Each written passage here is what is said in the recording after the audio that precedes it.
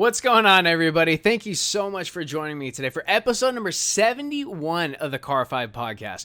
You guys know me. I'm your host, Joshua. For today's episode, we're going to be talking about Toyota and their upcoming and future lineup of hybrid and electric vehicles. So as usual, everybody, let's go ahead and just dive right into things.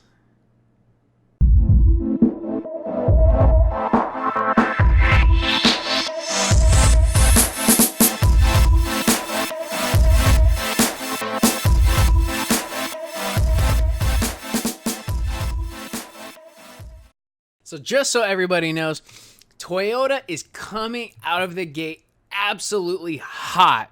Or more realistically, they're actually kind of just putting more emphasis, if you will, on the current plans they already have.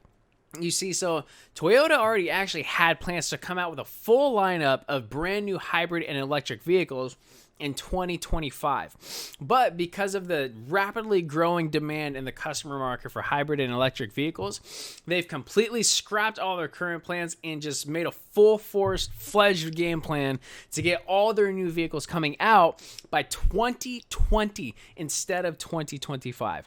And they're planning on initially coming out with 6 vehicles in total. Now, before we get into that, you got to think of the scale of Toyota. Like, how big of a company are they? They do millions of vehicles. So how are they planning on doing this? Well, they're going to use this going off of a platform they're already using called TNGA. And what that stands for is Toyota New Global Architecture.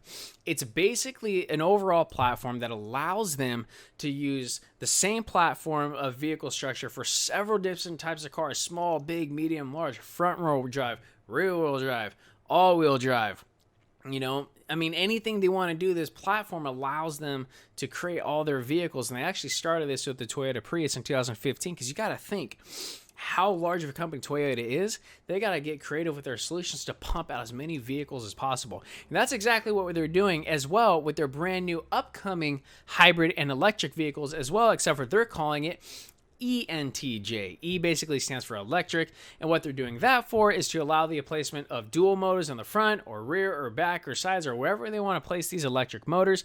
They can, of course, as well as rear-wheel drive, front-wheel drive, all-wheel drive, but I imagine these being electric vehicles, and majority of hybrid vehicles, they'll probably just be all-wheel drive pertaining to the electric ones. But getting into the models themselves, here's what they got going on. They're going to come out with a mid-size SUV. They're coming out with a minivan, a compact sedan, a smaller crossover, a compact crossover, which, by the way, is in joint development and shared with Subaru, and a very small car as well, kind of like the Smart Car, which is actually in development with Suzuki and Daihatsu as well. So they're coming out with all these vehicles. They originally planned for 2025, now going all the way up to 2020, which is, we're only 5 months away from 2020. So they're really ramping up this production. They're really getting into this thing. The competition for upcoming hybrid vehicles and electric vehicles is so incredibly heavy. I mean, let's look at all the competition in general. You have Pagani joining the electric market, Ferrari, Lamborghini, Aston Martin, Lotus, Ford, Dodge, Chevrolet, anybody and everyone. If you're big in the car scene, you're now making a hybrid vehicle or an electric vehicle. And if you're not, I hate to say it, but you are completely behind the times. And now my next statement, some people might agree with me. They might disagree with me. If you disagree with me, let me know in the comments. I'm curious as to why. But I personally think Elon Musk is responsible for this rapid and sudden change. I wholesomely and wholeheartedly believe so. Because if it wasn't for him in ramping up into Tesla into what it is today, think of all the vehicle sales he is taking from all these giant automotive companies. Sales that these companies are used to getting, they are losing to Tesla because of their electric cars. And at the end of the day, Elon Musk is getting exactly what he wants. He cares about humanity. He wants to save the planet. He wants to create sustainable future and sustainable energy. So if we got all these other car companies now making hybrids and electric vehicles, at the end of the day, who's really winning in terms of getting what he wants? Elon Musk. Do you agree or do you disagree with me?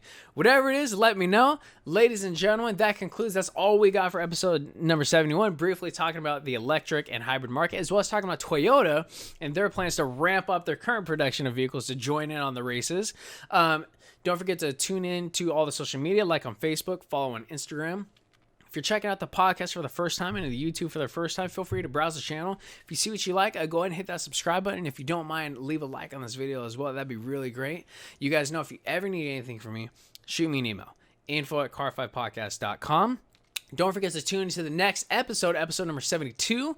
We're going to be talking about the brand new 718 Boxster Spyder from Porsche and everything they got going on over there. Last but not least, ladies and gentlemen, you know, if you're looking for the sickest hat, shirt, jacket, accessory from your favorite car brand, you know I got you guys with my website, www.tailhawk.com. I'll leave a coupon in the bio for you guys to use as well. Thank you so much, everyone, for tuning in. Please remember to drive safe and have a fantastic evening. Thank you.